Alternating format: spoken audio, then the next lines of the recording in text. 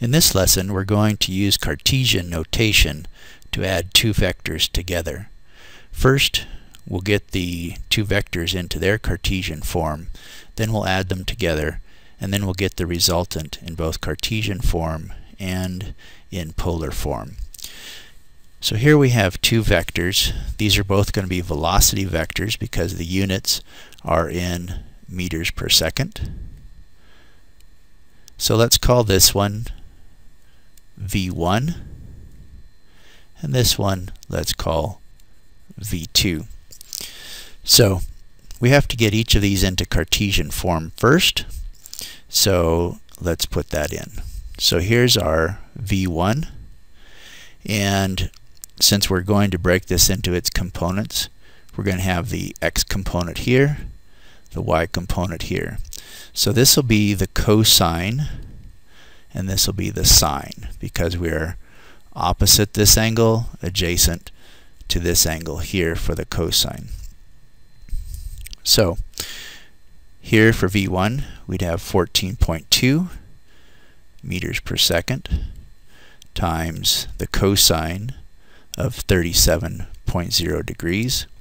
That would be in the I direction, plus 14.2 meters per second times the sine of 37.0 degrees in the J direction. Notice that in this one we're both plus and plus because we're in the first quadrant. So we're going to the right and up, so we would expect our terms to both be positive.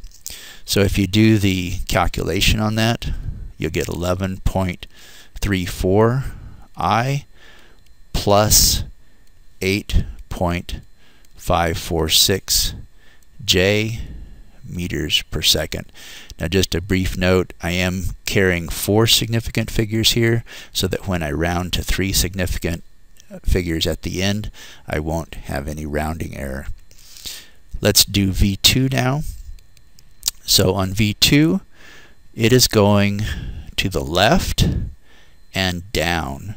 So we would expect to have a negative term for the x direction here, and then a negative for the y as well. We're down in the third quadrant over here, so we're going to have both terms will be negative in this case. So here we would have a negative 26.5 meters per second times the cosine of 18 degrees. You could also have, I'll just do this one time, you could also have 26.5 meters per second times the cosine of 198 degrees coming all the way from the positive x-axis to the vector. You don't have to put in the negative sign when you do it this way because the cosine takes care of itself. If you just use the angle as given, the 18, we have to supply the negative sign for it. So doing the same thing over here, we'd have 26.5 meters per second times the sine of 18 degrees in the J. This would be in the I over here. Likewise, we could just put this as a plus and then sine of 198. If we do the calculations on that, we get a minus 25.20 I minus 8.189 J meters per second. So those are our two vectors. Now we need to add them together. So we're going to get some type of resultant here, and so I'm going to call that V sub r, the resultant vector. Now at this point you might be wondering, why would we add two velocities together? We'll get to that in a bit when we do relative velocities, and we will be adding velocity vectors together. Before we start going through the math of it, let's just make a quick sketch, because it's important to have some idea of where this vector is going to head. So if I have V1 out here like this, if we add them head to tail, V2 is coming back over here. Now, just sketching it, I don't know if my resultant is going to be into the third quadrant like this. It could be down here into the fourth quadrant, but it's going to be somewhere around here. So I need to, when I look at my answer here, this would be v sub 2, sorry, and this is v sub r. It could be into the second quadrant or the third quadrant. I'll need to check that when I get the result, but it should make sense that it's going to be somewhere probably around this negative x-axis. So let's check that out. First, let's just write down our results again for v1 and v2. So I have 11.34i plus 8.546 j meters per second. v2 is a negative 25.20 I minus 8.189 j meters per second. Notice I write them v2 directly under v1 so that I can add them together easily, because what we're going to do is just add the I components and the j components together. So I add the I components, I get a negative 13.86 I. The j components positive 0.357 j meters per second. So if I do my rounding to 3 significant figures here, my v sub r in Cartesian notation will be a negative 13.9 I plus 0.357 j meters per second. So that is one way to give the result. Now, while we're on that, let's now decide where v sub r is. We have a negative x component and a positive y component, but the y component is much smaller than the x. So we're really coming over into here just barely above that negative x axis. So my v sub r is over here. So I am in the second quadrant. So when I get my angle, I'm going to get an angle from the positive x-axis, and so it's going to be something just a little bit less than 180 degrees. So now let's get v sub r in polar notation. So I need a magnitude and an angle, and so that's what we're going to get here. So to get the angle, to get the magnitude, I'm just going to use the Pythagorean theorem.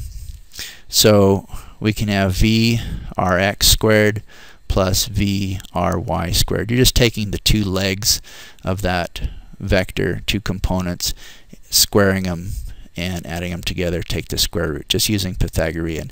If we have a three-dimensional vector with a z component, the Pythagorean theorem also works in 3 dimensions. So we take our components of the resultant vector and square those here, and then get our result. And so we get a v sub r here of, since it's so close, the x component just dominates that. So we have a magnitude of 13.9 meters per second.